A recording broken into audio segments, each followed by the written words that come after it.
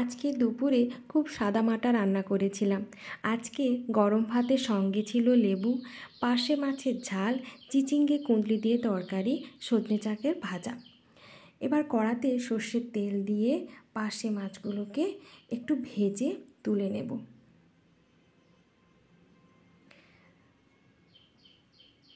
পার্শে মাছগুলো ভেজে তুলে নেওয়ার পর ওই তেলেই কালো জিরে, পেঁয়াজ কুচি দিলাম।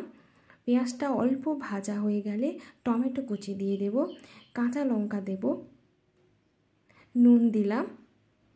একটু ভাজা ভাজা হয়ে গেলে সর্ষে বাটা দিয়ে দেব জলে গুলে, হলুদ বাটা দিলাম। জলটা ফুটে এলে ওর ওপর পার্শে মাছগুলো দিয়ে দেব, বেশ খানিকক্ষণ ফুটিয়ে নেব। একটু মাখো মাখো হয়ে এলে ওপর থেকে কাঁচা সর্ষের তেল দিয়ে নামিয়ে নেব। এবার কড়াইতে কাঁচা লঙ্কা আর 5 ফোড়ন দিলাম, পেঁয়াজ কুচি দিলাম। পেঁয়াজটা একটু ভেজে নিয়ে আমি চিচিঙ্গে, কুঁদলি, আলু দিয়ে দেব।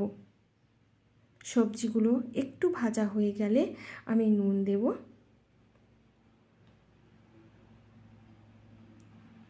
নুন দিয়ে আরও একটুক্ষণ ভাজা হয়ে গেলে আমি হলুদ দেব, আর আমি দেব এতে মাছের তেল। মাছের তেলের সঙ্গে সবজিগুলো খুব ভালোভাবে ভাজা হয়ে গেলে পরিমাণ মতন আমি জল দিয়ে দেব। সবজিগুলো সেদ্ধ হয়ে গেলে নামিয়ে নেব। এবার বানাচ্ছি শাকের ভাজা। শাকগুলোকে আমি আগে অল্প ভাপিয়ে রেখেছিলাম।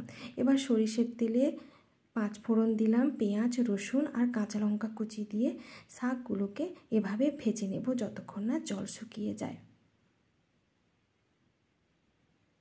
ভিডিওটি ভালো লাগলে লাইক করবেন, চ্যানেলটি সাবস্ক্রাইব করবেন।